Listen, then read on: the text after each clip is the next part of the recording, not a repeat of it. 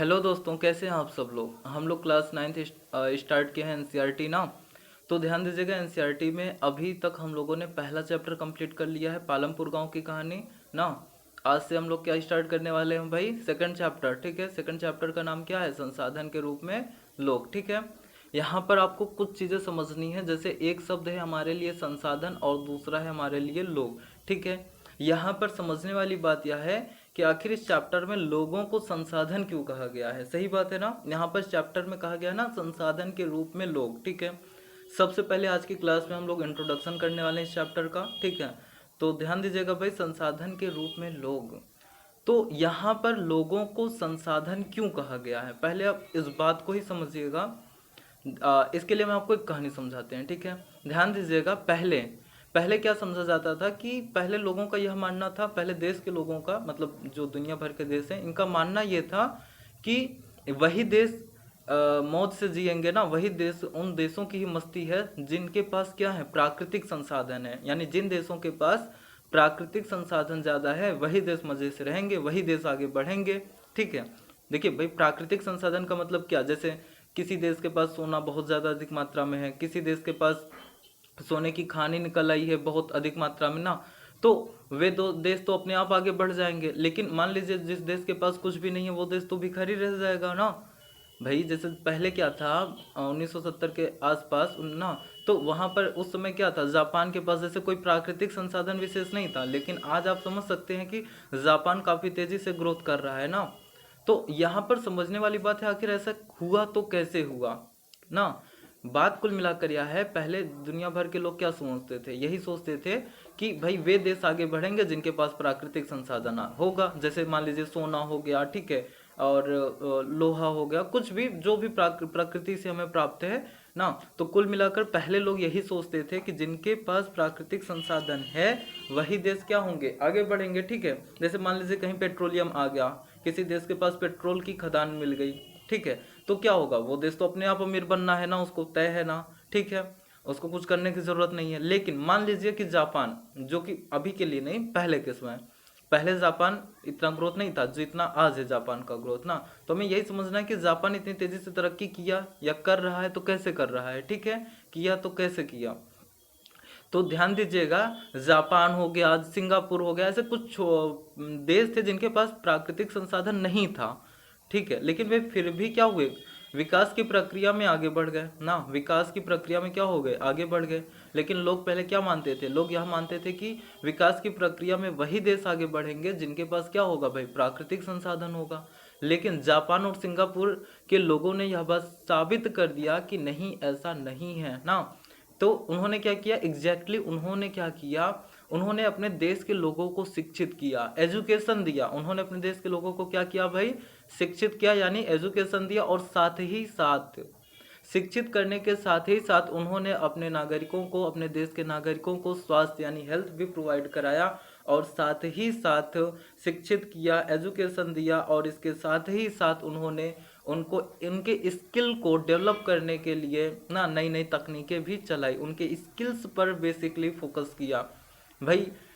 उन्होंने क्या किया, सबसे पहले अपने नागरिकों को यानी अपने लोगों को ही क्या किया, शिक्षित किया। और क्या किया, उनका स्वास्थ्य ठीक रहे इसलिए उनको हेल्थ दिया, एजुकेशन दिया। और फिर फाइनली उनको, जब क्योंकि वो स्वस्थ है, एजुकेटेड है, तो उनको नई नई स्किल्स सिखाई गई। ठीक है, जिससे कि ये लोग क्या करें, अपने देश, क्योंकि उनके देश ने उनके लिए इतना किया है, तो वे भी अपने देश को आगे बढ़ाने के लिए वे लोग भी अब क्या करेंगे, अपने देश को आगे बढ़ाने के लिए नए नए इनोवेशन करेंगे ना। इसीलिए जापान जो है टेक्नोलॉजी के मामले में क्या है, बहुत आगे रहता है। ठीक है, तो फाइनली क्या हुआ, जापान, सिंगापुर जैसे देश के मतलब लोगों ने क्या किया, उन्होंने जब इतनी चीजें हो गई तो वे अपने देश को आगे बढ़ाने के लिए भाई नई नई तरीके, नए नए उपाय खोजने लगे। और फाइनली वे क्या हो गए, आगे बढ़ गए, विकास की प्रक्रिया में वे आगे बढ़ गए। ठीक है, अब यहाँ पर हमें क्या समझना है, हमें यहाँ पर यह समझना है इस कहानी में कि अगर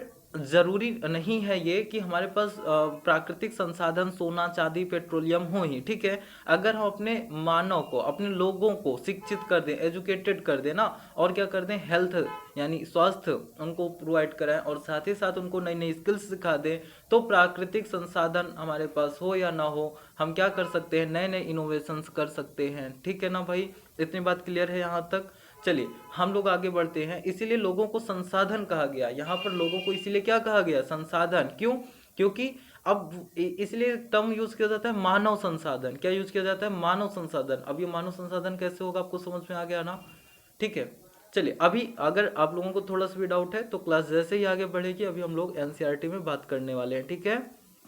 चलिए हम लोगों का जो अप्रोच है, अप्रोच क्या होगा इस चैप्टर का, हमारे इस चैप्टर का अप्रोच सिनॉप्सिस ये होगा, अप्रोच ये होगा भाई कि हमें अपनी इस बुक में एनसीईआरटी की जो खास खास पॉइंट है उन पॉइंट को हाईलाइट करना है। खास का मतलब ये कि इस चैप्टर से टू जेड जितने भी खास पॉइंट है, यानी इसके अलावा आपको कुछ भी नहीं पढ़ना है इस चैप्टर में, ठीक है। और हर एक एग्जाम के पॉइंट ऑफ व्यू से इस वीडियो को बनाया जा रहा है भाई, ठीक है। और यहाँ पर बहुत ही बेसिक तरीके से लेकर हाई लेवल तक के आपको चीज़ें बताई जाएंगी, समझाई जाएंगी। और ये जब चैप्टर कंप्लीट हो जाएगा तो इस चैप्टर से संबंधित जो भी एमसीक्यू क्वेश्चन पॉसिबल होंगे वो भी हम लोग करने वाले हैं, ठीक है भाई। शुरू किया जाए ना क्लास को। चलिए ध्यान दीजिएगा। जब शिक्षा, प्रशिक्षण और चिकित्सा सेवाओं में निवेश किया जाता है तो वही जनसंख्या मानव पूंजी में बदल जाती है, ठीक है। ये बहुत ही इंपॉर्टेंट लाइन है भाई। जब शिक्षा, प्रशिक्षण और चिकित्सा सेवाओं में क्या किया जाता है, निवेश किया जाता है, तो वही जनसंख्या किसमें बदल जाती है, मानव पूंजी में बदल जाती है ना। तो यहां तक क्लियर हुआ भाई। आपको भी बताया ना कहानी में कि शिक्षा, प्रशिक्षण, चिकित्सा, यही चीज तो इतनी देर से समझा रहा था भाई कि अगर अपने लोगों को इतना चीज दे दिया जाए तो वो लोग क्या करेंगे, हमारे देश को आगे बढ़ाने में मदद करेंगे, ठीक है। यानी कि जब शिक्षा, प्रशिक्षण और चिकित्सा सेवाओं में निवेश किया जाता है तो वही जनसंख्या बाद में क्या बन जाती है, मानव पूंजी में बदल जाती है, मानव पूंजी में बदल जाती है भाई, ठीक है ना। चलिए हम लोग परिचय वाला टॉपिक स्टार्ट करते हैं, और आज की क्लास में सिर्फ और सिर्फ परिचय हम लोग करने वाले हैं, ठीक है। तो परिचय में हमारे लिए खास क्या है भाई यहाँ पर, तो चलिए ध्यान दीजिएगा। दूसरे संसाधनों की भांति ही जनसंख्या भी एक संसाधन है। दूसरे संसाधनों की भांति ही जनसंख्या भी क्या है, एक संसाधन है। बहुत ही इंपॉर्टेंट पॉइंट है। चलिए इसको समझते हैं पहले। इसका मतलब क्या हुआ, अभी भी समझा। जैसे दूसरे संसाधन मतलब क्या भाई, कौन से दूसरे संसाधन है, जैसे दूसरे संसाधन का मतलब हुआ जैसे सोना चांदी पेट्रोलियम वगैरह था ना, कि वो हमें हमारे देश को क्या करते हैं, अगर हमारे देश में इसकी अधिकता है तो वो हमारे देश को नंबर 1 ले जाएंगे, मतलब आगे बढ़ाएंगे विकास की प्रक्रिया में, ठीक है। ऐसे ही जनसंख्या भी क्या है, एक संसाधन है। देखिए चैप्टर का नाम था ना संसाधन के रूप में लोग, जनसंख्या भी क्या है, एक संसाधन है ना, जनसंख्या भी एक संसाधन है। दूसरे संसाधनों की भांति ही जनसंख्या भी एक संसाधन है। इसका मतलब क्या हुआ, इसका यही मतलब हुआ जैसे हमारे दूसरे संसाधन फायदा पहुंचाते हैं, ऐसे ही हमारे लोग भी हमारे देश को आगे बढ़ाने में मददगार साबित होंगे, ठीक है। और कैसा संसाधन है, तो यहाँ पर आपको एक्सप्लेनेशन में मिल जाएगा, एक मानव संसाधन है ना। दूसरे संसाधनों की भांति ही जनसंख्या भी एक संसाधन है, और कैसा संसाधन है, मानव संसाधन है, ठीक है। फिर आप ध्यान दीजिएगा, यह विशाल जनसंख्या का एक सकारात्मक पहलू है। यह विशाल जनसंख्या का क्या है, एक सकारात्मक पहलू। इसका ये मतलब हुआ भाई लोग संसाधन कब बनेंगे, जब हम अपने लोगों को स्वास्थ्य, शिक्षा और स्किल्स पर काम करेंगे, प्रशिक्षित करेंगे, ठीक है। लेकिन ध्यान दीजिएगा, यह विशाल जनसंख्या का क्या है भाई, सकारात्मक पहलू है। यह विशाल जनसंख्या का क्या है, सकारात्मक पहलू है। लेकिन अगर आप खुद ध्यान दीजिए कि कहीं ये सोचा जाए, अरे हम इनको क्यों शिक्षा दें, क्यों शिक्षित करें ना, हम इनको लिए क्यों हॉस्पिटल बनवाएं, हम क्यों इनको स्किल्स सिखाएं, अगर बोझ लगने लगे ना, अगर हमारे पास ढेर सारी, जैसे मान लीजिए हमारे देश में बहुत सारी जनसंख्या है और आप उस देश के पीएम हो, अब आप सोच रहे हो कि हम अपने देश के लोगों को क्यों स्वास्थ्य दें, क्यों शिक्षा दें ना, हमारा देश गरीब है, गरीब ही रहे ना। तो यहाँ पर समझने वाली बात यह है कि ये हमारा कैसा पहलू होगा, ये हमारा नकारात्मक पहलू होगा। लेकिन अगर हम उन्हीं को थोड़ा सा अपना इन्वेस्ट करके उन्हीं लोगों को शिक्षा, स्वास्थ्य वगैरह दे दें, तो वो क्या करेंगे, वो बाद में मानव संसाधन के रूप में बदल जाएंगे और फिर वो हमारे देश को और तरक्की से आगे बढ़ा देंगे। तो बताइए भाई सही कौन है, सही यही है ना कि पहले घाटे में रहो, बाद में प्रॉफिटेबल हो जाओगे ना। भाई सब कुछ पाने के लिए सब कुछ पहले खोना पड़ता है ना। तो यहाँ पर ध्यान दीजिएगा, यह विशाल जनसंख्या का सकारात्मक पहलू है, लेकिन इसे प्रायः उस वक्त अनदेखा कर दिया जाता है ना, लेकिन इसे प्रायः उस वक्त अनदेखा कर दिया जाता है जब हम इसके नकारात्मक पहलू को देखते हैं। क्या देखते हैं भाई? इसके नकारात्मक पहलू को देखते हैं, जैसे भोजन, शिक्षा, स्वास्थ्य ना और सुविधाओं की जनसंख्या तक पहुंच से संबंधित समस्याओं पर विचार करते समय।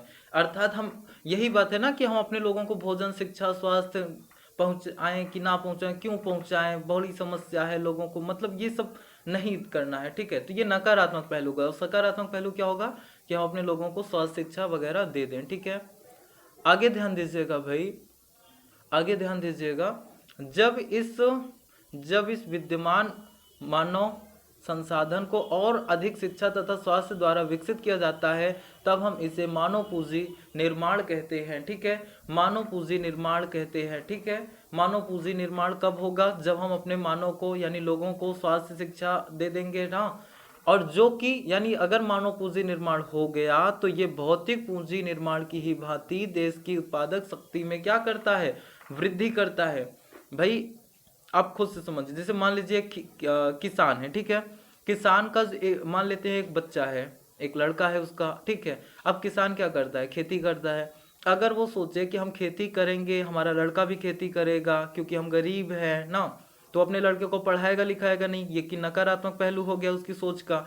लेकिन सकारात्मक पहलू क्या होगा? किसान ये सोचेगा कि हम एक वक्त की रोटी नहीं खाएंगे, लेकिन उसको बचाकर हम अपने बच्चे को पढ़ाएंगे, तो बाद में उसका बच्चा पढ़ लिख कर क्या करेगा? मानव पूंजी निर्माण उसने कर लिया ना, किसने? उस किसान ने।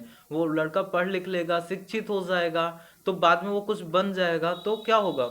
अब क्या होगा? अब किसान को खेती करने की भी जरूरत ना है ना, क्यों? क्योंकि उसका लड़का कुछ ना कुछ कर रहा है, नौकरी कर रहा है, ठीक है। तो इसका मतलब उसने क्या कर लिया था? मानव पूंजी का निर्माण कर लिया। अब वो खुशी खुशी रह सकता है, चैन से रह सकता है ना। तो जो मानव पूंजी, अगर आपने मानव पूंजी निर्माण कर लिया तो यही मानव पूंजी निर्माण बाद में क्या करता है? भौतिक पूंजी निर्माण की ही भांति हमें उत्पादन देता है, यानी कि हमारी ग्रोथ में मदद करता है, ठीक है। भाई भौतिक पूंजी आपको बताया था ना, पालमपुर गांव की कहानी में भौतिक पूंजी का मतलब बताया गया था कि नहीं भाई? ना भाई उत्पादन के कारक में बताया था ना कि उत्पादन के लिए 4 चीजों की आवश्यकता होती है। क्या क्या? भूमि, श्रम, भौतिक पूंजी और मानव पूंजी। बहुत ही विशेष है ना, बहुत ही जरूरी है भाई। तो भौतिक पूंजी आपको बताया था ना, जैसे आप भौतिक पूंजी में जैसे आपने ट्रैक्टर खरीद लिया ना, अब ट्रैक्टर खरीदने के बाद अब आप खुद का भी खेत जोत सकते हो, और मतलब जब दूसरे लोग बुलाएंगे तो आप उनसे पैसे लेकर उनके भी खेत जोत सकते हो। तो भौतिक पूंजी का अगर आपने एक बार निर्माण कर लिया तो वही भौतिक पूंजी से आप क्या करते हो? बार बार पैसे कमाते हो। जैसे आपने कार खरीद लिया, तो कार जब आप शादी ब्याह में बुकिंग में जाते हो तो वहां पर भी आप क्या कर सकते हैं? पैसे कमा सकते हैं। तो इसी तरह से अगर हम मानव पूंजी निर्माण कर लेते हैं तो वो भी हमें क्या होता है?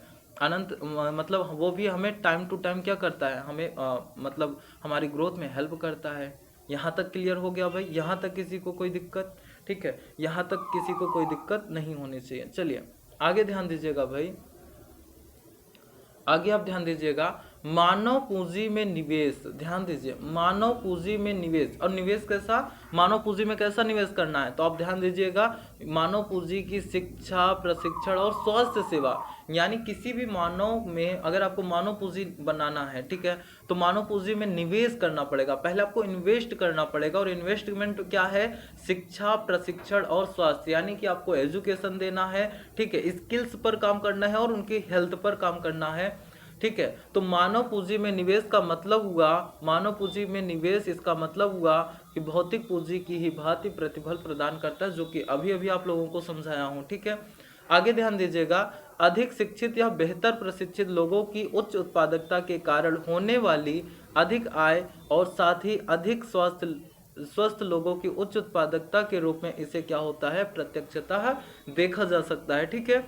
तो ये एनसीईआरटी का हमारा पहला पेज, जिसमें इतनी खास बातें हैं जो कि हमें जानना चाहिए भाई, ठीक है। चलिए हम लोग आगे बढ़ जाते हैं।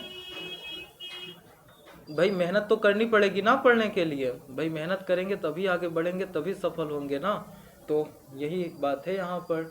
चलिए भाई आगे आप ध्यान दीजिएगा, हमें आगे कहाँ से पढ़ना है, यहाँ पे आप आ जाइए, यहाँ पर आपको हाइलाइटर लेकर बैठ जाइए, ठीक है। मैंने कहा था आप लोगों को अगर साथ में बुक हो तो पढ़ने का मज़ा ही कुछ और होगा, ठीक है। तो आपको और गहराई से चीज़ें समझ में आएंगी। तो आप एनसीईआरटी की बुक अपने पास ज़रूर रखिए, एक हाइलाइटर रखिएगा, ठीक है। तो जो जो पॉइंट आपको हाईलाइट कराए जा रहे हैं वो पॉइंट आप जरूर हाईलाइट कर लीजिए, तो आपको काफ़ी मदद मिलेगी इसमें। चलिए आगे ध्यान दीजिएगा, आपको यहाँ से हाईलाइट करना है, वास्तव में मानव पूंजी एक तरह से अन्य संसाधनों जैसे भूमि और भौतिक पूंजी से श्रेष्ठ है ना। अब देखिए यहाँ पर क्या कहा गया, वास्तव में मानव पूंजी जो है एक तरह से अन्य संसाधनों जैसे भूमि और भौतिक पूंजी से श्रेष्ठ है। क्यों? क्योंकि मैंने आपको बताया था स्टार्टिंग में कि ऐसे देश जिसके पास प्राकृतिक संसाधन है वे तो अमीर हैं ना। लेकिन जैसे जापान के पास पहले प्राकृतिक संसाधन नहीं है, जापान सिंगापुर इनके पास प्राकृतिक संसाधन नहीं है, लेकिन ये तो उन देशों से भी आगे है ना जिनके पास पेट्रोलियम है या प्राकृतिक संसाधन है, सोना चांदी है, उन देश से भी तो ये आगे ग्रोथ कर रहे हैं। यानी भौतिक पूंजी से भी कहीं ज्यादा इंपॉर्टेंट है मानव पूंजी। भाई जैसे मान लीजिए एक मतलब कि आपको क्या करना है, जैसे मान लीजिए आप बहुत अमीर हैं, ठीक है, आपके बच्चे क्या है नहीं पढ़ लिख रहे हैं, तो आप कहोगे अरे हटाओ हम तो पैसे कमाए हैं, कोई क्या दिक्कत है। वहीं एक किसान का बच्चा है, वो किसान क्या कर रहा है, अपने बच्चे को खेती करके मजदूरी करके पढ़ा रहा है, यानी वो क्या कर रहा है, मानव पूंजी का निर्माण कर रहा है। जबकि एक अमीर घर का लड़का क्या कर रहा है, अमीर घर का लड़का बस ऐसे टाइम पास कर रहा है और कुछ नहीं हो रहा है ना। बाद में एक समय आएगा कि नहीं आएगा, जो अमीर है वो बाद में क्या होगा, क्योंकि वो कुछ नहीं कर रहा है तो वो गरीब होगा, और जो गरीब वाला है वो क्या होगा, धीरे धीरे धीरे धीरे मेहनत करेगा और क्या होगा, ग्रोथ कर जाएगा, ठीक है। क्योंकि वो अपनी स्किल्स पर काम कर रहा है ना, एजुकेशन पे काम कर रहा है। तो सबसे जरूरी प्राकृतिक संसाधन नहीं है बल्कि क्या है, मानव संसाधन है, जो कि बहुत ही जरूरी है। इसलिए हमें अपना मानव पूंजी निर्माण पर फोकस करना चाहिए, ठीक है भाई। ठीक है ना। ऐसे में आपने एक मूवी भी देखी होगी, अमिताभ बच्चन की है, मुझे मूवी का नाम नहीं याद है, शायद आप लोग गेस कर पाओ। तो अमिताभ बच्चन रहते हैं, सलमान खान रहते हैं ना। तो उसमें अमिताभ बच्चन के खुद का लड़का जो होता है वो उनके 3 लड़के होते हैं ना, जो बाद में बंटवारा वटवारा करते हैं, तो उसमें मम्मी को अलग करते हैं, पापा को अलग करते हैं ना। तो कहने का यह तात्पर्य है कि उसमें उनके जो अमिताभ बच्चन के सगे 3 बेटे होते हैं वो तो उनका साथ छोड़ देते हैं, जो कि बाद में अमिताभ बच्चन ने सलमान खान जिसको गोद लिया था ना, मतलब वो सलमान खान उसमें जो है मतलब अनाथ थे, तो अमिताभ बच्चन उसको गोद लेकर अपने पैसे से पढ़ाया लिखा है ना। यानी उन्होंने क्या किया था, मानव पूंजी का निर्माण कर लिया, उन्होंने मानव पूंजी का निर्माण कर लिया ना, ठीक है। तो मानव पूंजी का निर्माण कर लिया, आई थिंक बागवान मूवी का नाम है ना, हाँ जो भी है। तो उन्होंने क्या किया भाई, मानव पूंजी का निर्माण कर लिया। देखिए उनके खुद के 3 बच्चों ने उनका साथ नहीं दिया था ना, लेकिन उन्होंने क्या किया था, जब अपने गोद लिए हुए बच्चे पर इतना इन्वेस्ट किया तो वो बाद में इतना कंपनी का मालिक बनता है, जो कि मदद करता है। तो मूवी से भी हम सीख सकते हैं यहाँ पर कि जो मानव पूंजी है वो काफी श्रेष्ठ है ना। आगे ध्यान दीजिएगा, वास्तव में मानव पूंजी एक तरह से अन्य संसाधनों जैसे भूमि और भौतिक पूंजी से क्या है भाई, श्रेष्ठ है। क्योंकि मानव संसाधन जो है, क्योंकि मानव संसाधन भूमि और पूंजी का उपयोग कर सकता है, भूमि और पूंजी अपने आप में उपयोगी नहीं हो सकते हैं भाई, ठीक है। भूमि और पूंजी जो है अपने आप उपयोगी नहीं हो सकते, इसको उपयोग करने के लिए कौन है, मानव है, ठीक है।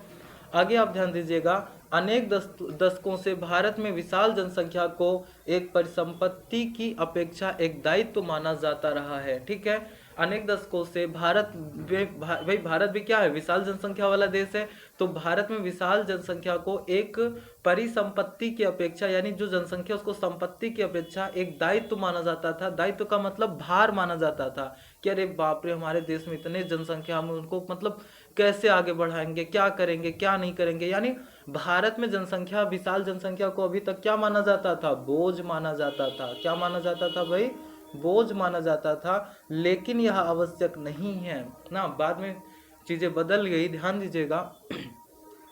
लेकिन यह आवश्यक नहीं कि एक विशाल जनसंख्या देश के लिए दायित्व ही हो। मतलब यह जरूरी नहीं है कि वो जो विशाल जनसंख्या है वो देश के दायित्व ही है, देश के लिए भार ही है, ठीक है। मानव पूंजी में निवेश द्वारा इसे एक उत्पादक परिसंपत्ति में बदला जा सकता है, यानी कि हमारे पास विशाल जनसंख्या थी, हम अपने सकारात्मक पहलू से जोड़ सकते हैं, हम इसे मानव पूंजी में बदल सकते हैं ना। उदाहरण के लिए सबके लिए हम क्या देंगे, शिक्षा, स्वास्थ्य और आधुनिक प्रौद्योगिकी यानी टेक्नोलॉजी देंगे। इनके प्रयोग में औद्योगिक और कृषि श्रमिकों के प्रशिक्षण, उपयोगी वैज्ञानिक अनुसंधान भी करेंगे आदि की संसाधनों के व्यय द्वारा, ठीक है भाई। यानी हम क्या करेंगे, हम इनको विशाल जनसंख्या को बोझ यानी दायित्व ना मानते हुए इनको मानव पूंजी में बदल देंगे। इसके लिए हम सबको शिक्षा देंगे, स्वास्थ्य देंगे और आधुनिक टेक्नोलॉजी से परिचय कराएंगे। हम अपने किसान भाइयों के लिए क्या करेंगे, किसान भाइयों के लिए उनको भाई प्रशिक्षण देंगे, श्रमिकों को प्रशिक्षण देंगे, आधुनिक उपयोगी वैज्ञानिक अनुसंधान भी उनके लिए उपलब्ध कराएंगे, ठीक है भाई। तो यहाँ तक क्लियर हो गया। यहाँ के बाद चलिए भाई हम लोग नेक्स्ट पर बढ़ते हैं। हमारे लिए जो भी इम्पोर्टेंट पॉइंट है वो हम लोग हाईलाइट करेंगे, ठीक है। चलिए यहाँ तक आई थिंक क्लियर हो जाना चाहिए आप लोगों का।